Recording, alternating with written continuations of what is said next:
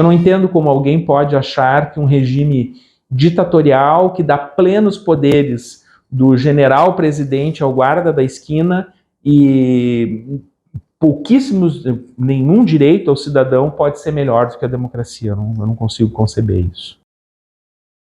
Olá! Nos 60 anos do golpe militar de 64, a Durg Sindical reforça a luta em defesa da democracia.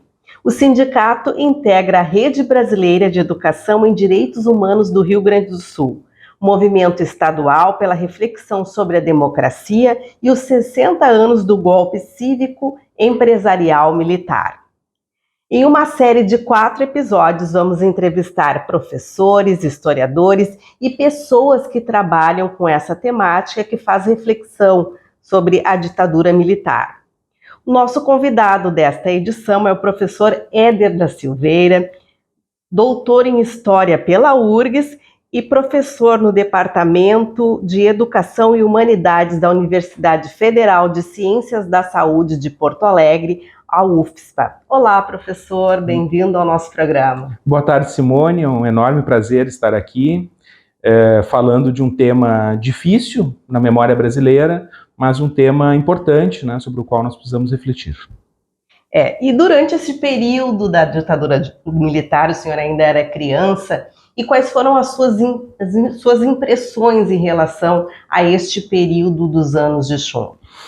Quem viveu ao menos um pedaço da ditadura militar sempre tem algum tipo de memória familiar e principalmente uma memória que se constitui quando nós entramos na escola.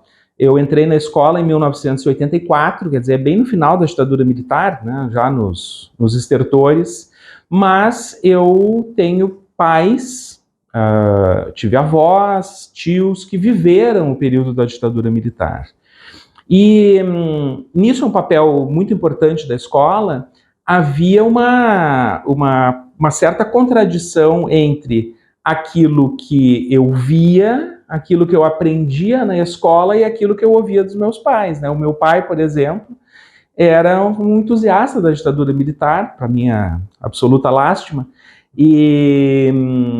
mas eu via na escola e progressivamente eu vi na escola, esse é o papel, né, o papel cívico da escola, que as coisas não eram exatamente da forma que eu ouvia em casa, né? Essa contradição entre aquilo que é objeto de estudo, de reflexão e de exame cuidadoso por parte dos profissionais da educação, com aquelas impressões mais de pessoas que, enfim, que não têm uma vivência sobre uma reflexão sobre o tema, ela é muito importante, né? É claro que eu peguei ainda a escola em um momento de muita efervescência, porque por um lado nós tínhamos vários professores extremamente conservadores que estavam lá lamentando o final da ditadura militar. Eu me lembro muito das aulas de educação física, em que nós éramos crianças, tínhamos que fazer ordem unida, e toda uma lógica militarizada, né? Ainda se fazia, se fazia hasteamento da bandeira, se cantava hino, né? Todas essas modalidades, o desfile do 7 de setembro, nossa, a parada militar do 7 de setembro ela era um evento, né, escolar. Então, essas recordações, elas são muito importantes, eu acho que elas elucidam muito do que foi a passagem do longo período de arbítrio, né, 21 anos de ditadura militar, para a democracia. A sensação nos anos 80 e 90, para quem foi adolescente nessa época, era de muita liberdade, né? Assim, nós podemos falar o que nós quisermos, a gente tem direito de se manifestar, e a gente não vai apanhar por se manifestar na rua, né? Era interessante ser adolescente nessa época. E o movimento pelas diretas já trazia esse anseio pela democracia, pela liberdade, essa vitória toda que tivemos. Então, também, assim, o senhor devia ser também adolescente na época? Eu era criança, eu tinha 7 anos na época das diretas, né? Mas, claro, eu tenho algumas memórias desse período, né? E também essas memórias elas foram reconfiguradas, né? Na medida em que eu me interessei sempre por história e comecei a ler sobre o assunto. Mas eu me lembro de ver na televisão, né? Eu me lembro muito claramente assim da figura, a figura do Brizola me marcava muito pelo jeito dele falar, né? Todo mundo conta que eu imitava o Brizola quando era criança. E eu me lembro que em 1989 foi feito primeiras eleições, né, diretas, em que o Brasil tristemente elegeu uma figura como o Fernando Collor, mas eu me lembro que os meus colegas, eles estavam todos divididos. Nós fizemos uma votação, né, simulada na escola. Que absurdo, botar crianças a votar, né, que loucura. E nós votamos, eu me lembro que, falando com os meus colegas, parte deles votou no Collor, parte deles votou no Lula, eu fui o único que votou no Brizola, eu acho, um dos poucos que votou no Brizola. São essas impressões de infância, elas se amplificam muito porque eu sou de uma cidade do interior do Rio Grande do Sul, eu sou de Santa Cruz do Sul, né, que ocupa mais uma vez um espaço triste na mídia, né, com essa tentativa de censura ao belo livro Avesso da Pele do nosso querido escritor Jefferson Tenório. Jefferson Tenório. E realmente foi uma grande decepção a censura deste livro, assim, que trata sobre até ele é um livro que trata sobre a morte do pai de um personagem, do personagem, né, que foi perseguido pela polícia, enfim.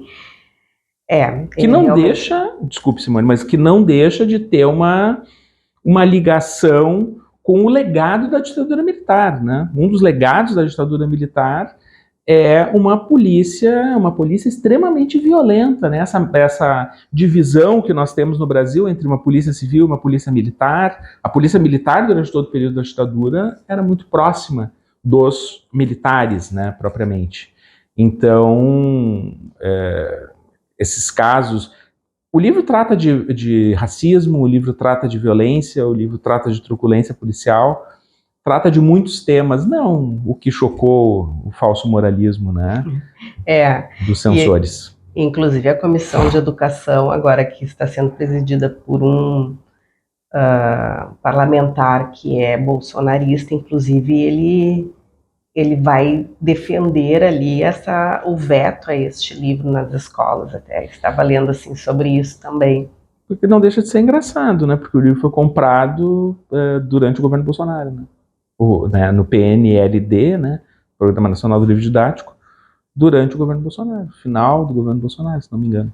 Então, mas claro, não esperamos coerência, né? Não fazendo críticas, né, aos governos, mas em relação à democracia, o combate ao racismo realmente é uma afronta. E ainda mais partindo da educação. Porque a educação, na minha opinião, ela é para desconstruir esses preconceitos, né? Eu acho que é a melhor forma de desconstruir também o racismo estrutural. Sem dúvida, é uma chaga brasileira, né? Que nós precisamos enfrentar todos os dias.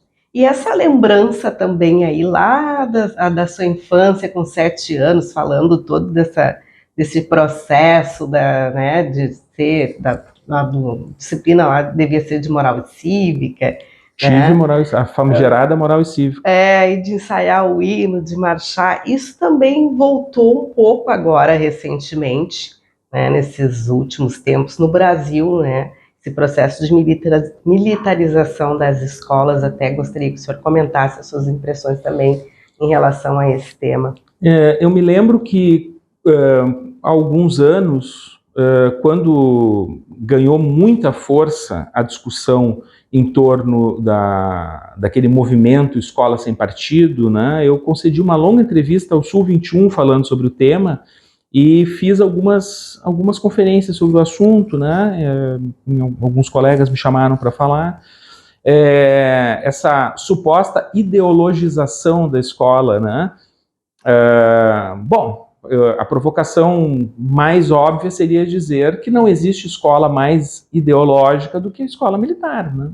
Esse anseio pela escola militar que se falou muito durante o governo Bolsonaro, né, de ampliação das escolas militares ou de parcerias, né, para formar essa escola cívico-militar.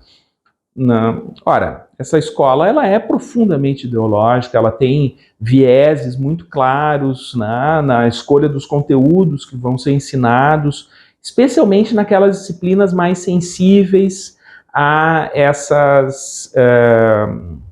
esses atravessamentos, né, ideológicos. Por exemplo, história, geografia, sociologia, filosofia, né, são disciplinas muito vigiadas, né, e um material, um conteúdo a ser tratado que ele está na contramão dos melhores estudos disponíveis sobre o tema, né? Pegar, por exemplo, o golpe militar de 1964, né?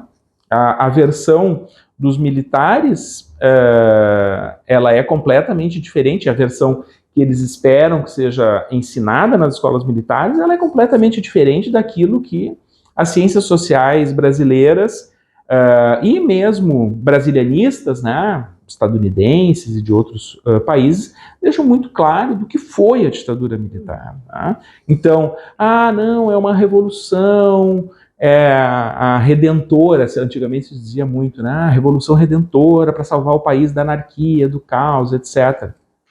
Não. Há um conjunto de interesses que estavam em jogo naquele momento. Os militares brasileiros, eles são golpistas na origem. Isso é uma frase muito conhecida, inclusive, do grande Barbosa Lima Sobrinho, né, jornalista. Ele diz assim numa passagem: os militares criaram a República com um golpe, né, militar em 1889. Por terem criado a República, eles acham que são donos da República. Nós temos uma intromissão dos militares na vida política brasileira que é gigantesca. Então, 1889, proclamação da República. Os primeiros presidentes militares e uma concentração de poder, né, em uma elite São Paulo, Minas Gerais, muitos políticos gaúchos tiveram um papel muito importante. Né? Uma quartelada com os tenentistas, que, né, acabou em um banho de sangue.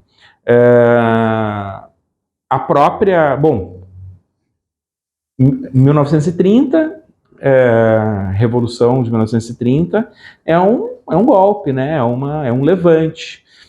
Tem um golpe dentro do golpe de Vargas, que é 37, com o fechamento do regime. O Vargas é deposto em 45 pelos militares, ele volta democraticamente, ele se mata em 54.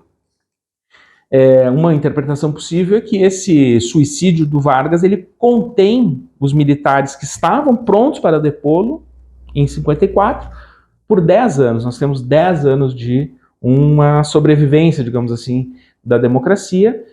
E não por acaso, o golpe de 1964 se dá contra o grande herdeiro político de Vargas, que é o político gaúcho João Goulart, né? O Jango. E agora falando sobre o Departamento de Educação e Humanidades da Universidade Federal de Ciências da Saúde de Porto Alegre, a UFSPA. Como foi aprofundar esse tema dentro deste departamento, professor?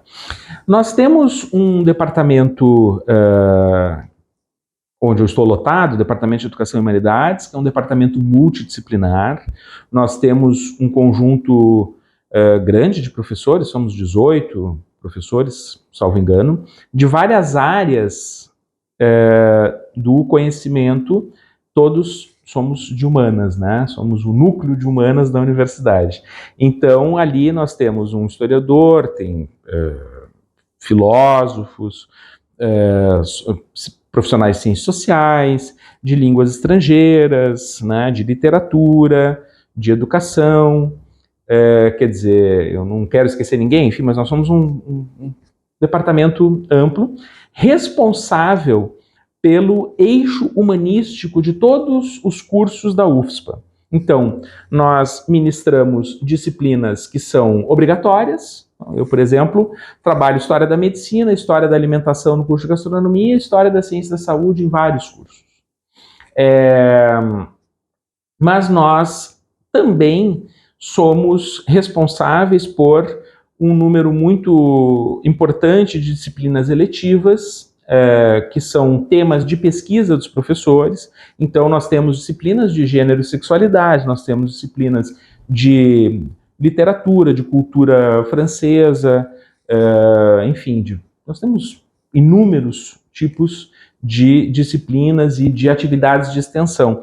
Neste rol de disciplinas de extensão, de atividades de extensão, melhor dizendo, está incluída essa atividade 1964-2024, né, golpe, ditadura e a luta pela democracia no Brasil. Né? Nós estamos propondo, a professora Marta Quintanilha Gomes e eu, estamos organizando essa atividade, propondo à comunidade da UFSPA e a toda a comunidade de Porto Alegre uma reflexão sobre os 60 anos do golpe militar, golpe cívico-militar, né, e as suas consequências.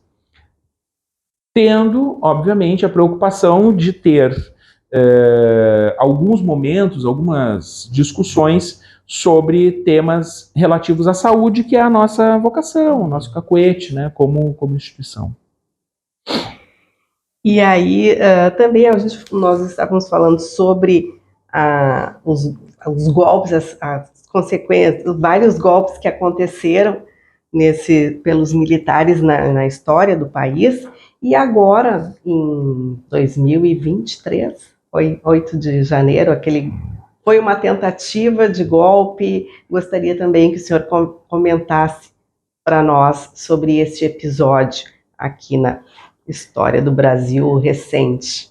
Pois uma declaração e não só uma declaração, mas uma atitude do governo Luiz Inácio Lula da Silva neste ano de 2024 me causa uma certa estranheza, né? Porque há uma indicação do governo para que não se discuta o golpe de 64. Existia já, pelo que a mídia informou, né, uma certa agenda pensada pelo nosso grande ministro, né, de Direitos Humanos, o Silvio, né, Silvio Almeida, e a ideia é não mexer, e segundo o presidente Lula, não seria conveniente ficar remoendo, né, o passado. Ora, não se trata de remoer o passado. O passado brasileiro, ele é um morto insepulto. Né? Nós temos uma série de questões que ficaram em aberto. Nós não tivemos uma justiça de transição como houve na Argentina. Este filme que nos emocionou, que nos tocou a todos, o 1985, mostra isso. Nós não tivemos um Estraceira. Né? Nós não tivemos militares que estão diretamente relacionados com morte, com tortura, com perseguição política, com arbítrio. Eles não foram presos. Nós tivemos, em 1979, uma anistia ampla, geral e restrita, né, na qual militares que estão envolvidos, né, isso é comprovado, isso é muito bem documentado, isso é sabido por todos, não é uma divagação, né, que estiveram envolvidos, sim, com morte, com tortura, com perseguição, né, e eles não foram para o banco dos réus. Né? Então, não se trata de remoer, é dar um fim digno a um período muito duro, muito difícil da nossa história. E este mesmo espírito, né, golpista, antidemocrático, que anima aqueles militares de 64, ele está presente em inúmeros momentos posteriores à ditadura militar. Lembremos, a ditadura militar termina com os militares esperneando. Não vamos esquecer da bomba no Rio Centro, né, do Puma explodindo, das bancas de jornais explodindo. Né? Não vamos esquecer do tenso equilíbrio, né, da nossa democracia pós-militares, né? Tivemos a eleição indireta em 85, que acabou pela morte, enfim, do Tancredo, levando o Sarney a presidência, né, frustrando o desejo das diretas, né? E nós temos uma presença militar na vida pública brasileira ininterrupta. Ininterrupta. Os militares estão presentes na vida brasileira, excedendo a sua função. O exército ele é a burocracia do Estado. O exército não manda, obedece. O poder democrático ele é civil. Né? Então, se nós chegamos até o 8 de janeiro, o 8 de janeiro é o desejo de fechamento do STF, é o pedido explícito de fechamento do STF, de dissolução da Câmara de Deputados, de deposição de um presidente democraticamente eleito, né? E isso é grave. E está sendo dado um tratamento, para muitos, um tratamento duro por parte do Supremo Tribunal Federal, mas eu acho que um tratamento justo. Olha, um crime de golpe de Estado é um crime muito grave. E a nossa história ela é diferente dos demais países latino-americanos, que todos caíram com ditaduras militares. A Argentina levou seus ditadores para a cadeia. O Chile tem hoje, se não me engano, eu estava vendo uma matéria, 128 militares de alta patente presos. O presidente Lula disse, não, mas esses generais que estão aí, eles eram crianças em 64. Eles eram crianças em 64, concordo. Porém, entraram na vida militar durante a ditadura. Fizeram formação nas escolas superiores militares durante a ditadura. E um número muito expressivo de generais, almirantes, né, do altíssimo oficialato brasileiro, são filhos de militares. Nós temos muitos militares que são filhos de generais, né? Quer dizer, foi muito difundido na mídia, né? Olha, não, o Mauro Cid, o ajudante de ordens do presidente Jair Bolsonaro, ele é filho de um general 4 estrelas. Ninguém chega, é muito difícil chegar a general sem vir de uma família com tradição militar. Tá? Então, sim, precisamos discutir o tema, sim, precisamos da reativação da Comissão de Mortos e Desaparecidos, que foi tratada assim, deixada em banho-maria durante o governo Bolsonaro, numa vingança. Ele dissolve a comissão dos últimos atos do seu governo e ela ainda não foi reativada pelo atual governo, esperamos que faça. Muitos desaparecidos e muita injustiça também, porque afinal este movimento que acontece pelo país, ele defende a memória, a verdade, justiça, reparação e não repetição. Exato. Ele é uma ação que sim tem um caráter, precisa ter um caráter punitivo, mas ele tem um caráter de reparação para as famílias, né? Veja, na tradição ocidental, o direito de um morto a ter as suas honras fúnebres respeitadas, ele é estruturante da cultura ocidental. E os militares negam isso a mães, a pais, a familiares, que até hoje não conseguiram encontrar o corpo dos seus filhos e fazer uma cerimônia de despedida digna. Isso é um escracho. Eu me lembro que na constituição da comissão, durante o governo Dilma, o ex-presidente Jair Bolsonaro colocou um cartaz na porta do seu gabinete em Brasília dizendo quem procura osso é cachorro. Nossa. Nós não estamos procurando, ninguém está procurando ossos, nós queremos justiça, nós queremos direito à memória. Justiça, dignidade.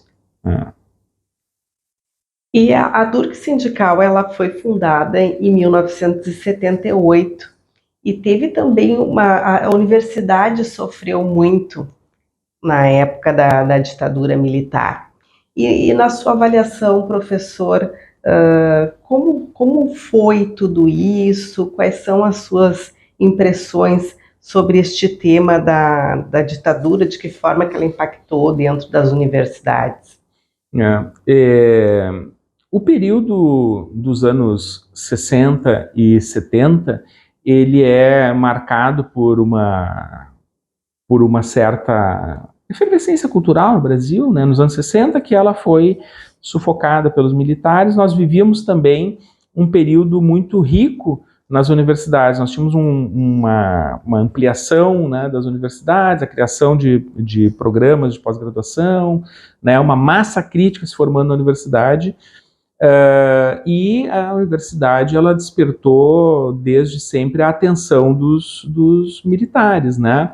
Nós lembrarmos assim, alguns eventos, em 1964, em abril de 64, foi ateado fogo a sede da UNE, né, que tinha os centros populares de cultura com uma grande capilarização, né, pelo Brasil todo, ações mais de cultura popular no Rio de Janeiro, em São Paulo, ações muito importantes de alfabetização no Nordeste, né, todo o legado do Paulo Freire está aí. Então, isso explica um pouco a fúria, né, dos militares com relação à universidade. A universidade foi vítima durante a ditadura militar, com expurgo de professores, com perseguição a estudantes, com intimidação de estudantes que se manifestavam, né, com introdução em sala de aula de militares disfarçados para observar as atividades, né, que estavam acontecendo ali. Essa visão que nós temos reeditada nesses movimentos do tipo escola sem partido, etc., né, essa suposição que a universidade é um espaço que é frequentado, né, um espaço de drogadição, de orgias, que é uma coisa absolutamente delirante, né? Isso vem sendo fomentado desde os anos 60 pelos militares, né? Não, estudante universitário é vagabundo, né? Olha o que foi feito aqui no centro de Porto Alegre, né? Nós tínhamos uma grande concentração de bares ali na continuação da Oswaldo Aranha, perto do túnel, né? Que tem um livro muito bonito do Paulo César, inclusive, né, do Foguinho, que é a Esquina Maldita, chamada Esquina Maldita, né, que eram bares frequentados pelos estudantes que estavam todos concentrados no centro, na URGS, né. A ditadura militar faz o quê? Pega esses estudantes e joga lá no Campus do Vale, cria o Campus do Vale e joga para lá. E manda de primeira para lá cursos com mais potencial subversivo, né, como história, ciências sociais, etc., vai tudo pro campus, né, para afastar, impedir concentração, né. Então, ali no livro do A Esquina Maldita, o autor mostra que no meio do bar ali sempre tinha militar infiltrado, né, observando a movimentação da garotada, né. Nós temos na própria URGS uma história de expurgos, né, vários expurgos. Tem até um livro que da professora Lorena Rosman é uma das pessoas que está ali, né, como das autoras, coautora do livro, e ele vai inclusive já entrou em debate aqui bastante no sindicato, no ciclo de debates também vai ser um dos temas, né, apontados, que trata dos expurgos na URGS e essa repressão dentro da universidade. Tem muitas histórias muito bonitas, muito tocantes para ser contadas sobre esse período. Não só a triste ação dos governos ditatoriais, né, arbitrários, que perseguiram professores, mas tem também histórias muito bonitas de solidariedade entre professores, né, de professores que eram democratas, eram até mais inclinados ao que nós chamaríamos hoje de um espectro mais de direita, e que renunciaram seus cargos em apoio aos colegas perseguidos e expulsos, né? Essa memória, ela tem que ser mantida viva. É um legado muito importante, essa obra, essa pesquisa, e tomara que ela circule novamente. Eu acho que o livro está esgotado, né? Fica a provocação, a Durgs está na hora de reeditar esse livro. Reeditar o livro, está certo. E como serão essas atividades desta parceria entre a Durgs e a UFSPA? Uma parceria que muito nos honra, a nós, organizadores do evento, né, a professora Marta Quintanilha e eu, que esse evento começa a ser pensado por uma provocação, né, do Solon Viola, que fala com a Marta e diz, olha, vocês têm que entrar, vocês têm que preparar alguma coisa, e a Marta conversa comigo e eu digo, não, vamos fazer, vamos nos movimentar para que tenha um evento, e eu acho que é um evento que ficou com um desenho muito, muito interessante, muito instigante. Nós vamos ter atividades na segunda-feira à noite, a partir das 18h30, segunda-feira, dia 22 de abril, com a palestra do professor Renan Quinalha, professor da Unifesp de São Paulo, que vai falar sobre a perseguição à comunidade LGBTQIA+, durante o período da ditadura militar. O Renan é autor de um livro referencial nesse assunto, nesse tema, que é Contra a Moral e os Bons Costumes, lançado pela Companhia das Letras, e uma coleção de livros da companhia sobre o tema da ditadura militar. Na terça-feira à tarde, nós vamos ter uma mesa com a professora Caroline Silveira Bauer, do Departamento de História da URGS, e com o professor Solon Viola, falando sobre memória, sobre comissões da verdade e sobre defesa dos direitos humanos.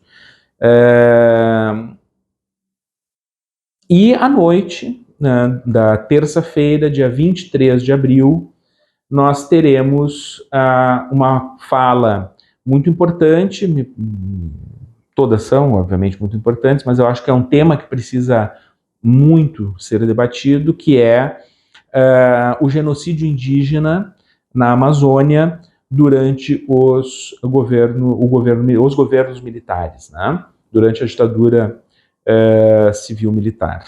Que vai ser, essa fala vai ser ministrada pelo jornalista Rubens Valente, trabalha em Brasília, na agência pública, autor de um livro brilhante sobre o tema, chamado Os Fuzis e as Flechas, também da mesma coleção de livros do Renan,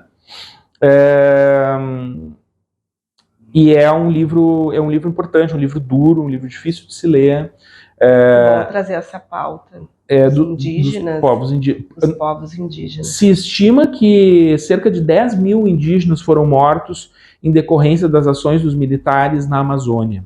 E continuam sendo, tens toda a razão, Simone, e mais. Se nós ouvirmos com atenção as falas dos militares de alta patente, o general Heleno é muito eloquente sobre o tema da Amazônia, a ideia que eles têm sobre a Amazônia e sobre os povos indígenas não mudou, né? Eles são contrários aos povos indígenas, contrários à demarcação das terras, né? Com uma ameaça de que os indígenas da Amazônia poderiam, movidos por uma ONG internacional, declarar a independência do Brasil e nós perdermos a Amazônia, sabe? Uma teoria da conspiração absolutamente delirante. E claro, nessa fala do Rubens Valente, nós temos uma grande discussão, tematização, né, das políticas de saúde na Amazônia, né? Muitos indígenas morreram por doenças, né, causadas por um contato mal feito, né, por uma aproximação mal feita por parte dos militares. E, por fim, mas não menos importante, a participação do médico Carlos Eduardo Neri Paz, que vai falar sobre a saúde durante o período da ditadura militar, as políticas de saúde dos militares, as transformações nas políticas de saúde no Brasil na redemocratização e toda a militância por parte dos profissionais da saúde que levou até a criação do SUS, que é um legado da democracia brasileira e que é frequentemente atacado também. Uma experiência única, Sistema Único de Saúde, e que é tão valioso, as pessoas reclamam tanto, mas em outros países não se vê um sistema que funcione desta forma. O SUS, como qualquer sistema de qualquer governo, de qualquer parte do mundo, ele tem problemas, né?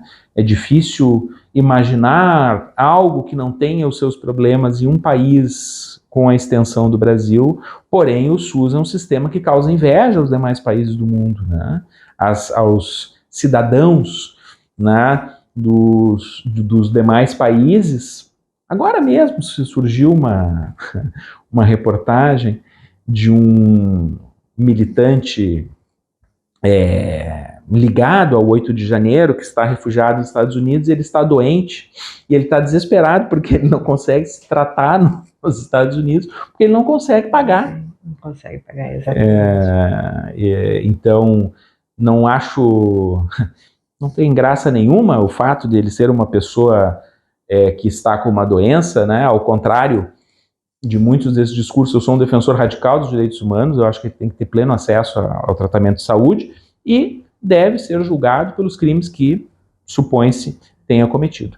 Agora, é uma triste ironia, né? Defender o fim do SUS e, no momento que se encontra doente, pedir para voltar ao Brasil para poder se tratar, porque, enfim, né, o sistema americano é mais impiedoso do que o nosso.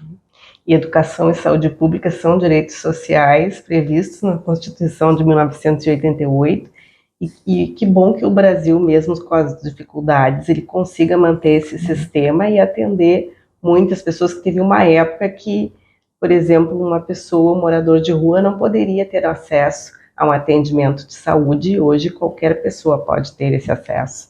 Então, essa mesa, né, do Rubens Valente com o Neri, ela vai ter dois enfoques um pouco diferentes, mas eu acho que eles são complementares porque eles vão discutir saúde. E nós queremos mostrar perseguição à comunidade LGBTQIA+, também se relaciona com educação e com saúde, né? E a fala do Neri, do Rubens Valente, ela tem um recado também para a nossa comunidade, né? De que, bom, a democracia ela sempre é a melhor solução, né?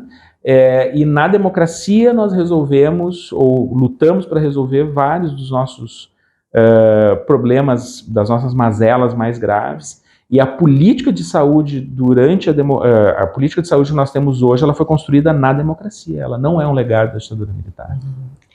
Sim, e as políticas também das comunidades LGBTQIAPN+, elas são bastante necessárias, né? A gente tem que defender cada vez mais, e com a ditadura isso não seria possível mesmo. Não, a ditadura era um sistema que louvava valores militares, né?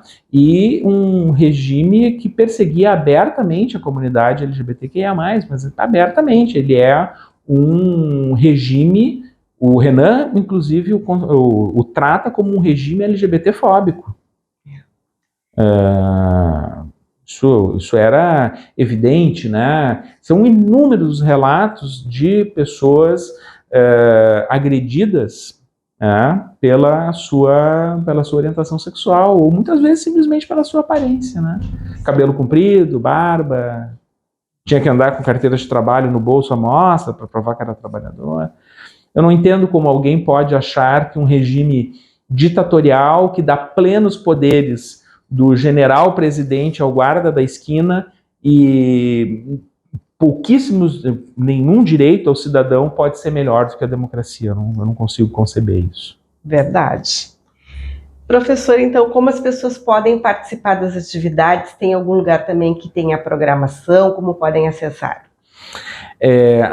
A atividade que nós estamos propondo, 1964-2024, Golpe, Ditadura e a Luta pela Democracia no Brasil, ela é uma atividade de extensão promovida pela Universidade Federal de Ciências da Saúde e pela DURGS, que nos deu um apoio fundamental. O evento não aconteceria sem o evento da Durgs, então eu preciso ser muito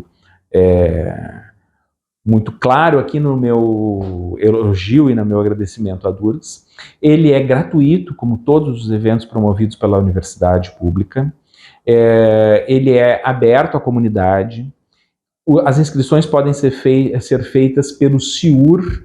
É só colocar SIUR UFSPA no sistema lá de busca do Google e vai achar, daí localiza a atividade e faz a sua inscrição. Vagas limitadas, nós estamos começando a divulgação e já tem um número interessante de inscritos, né? Então, corram, se inscrevam, participem, discutam, venham, né, discutir esse tema conosco, que é um tema realmente importante, um tema relevante, e esse evento foi pensado com todo cuidado, com todo carinho.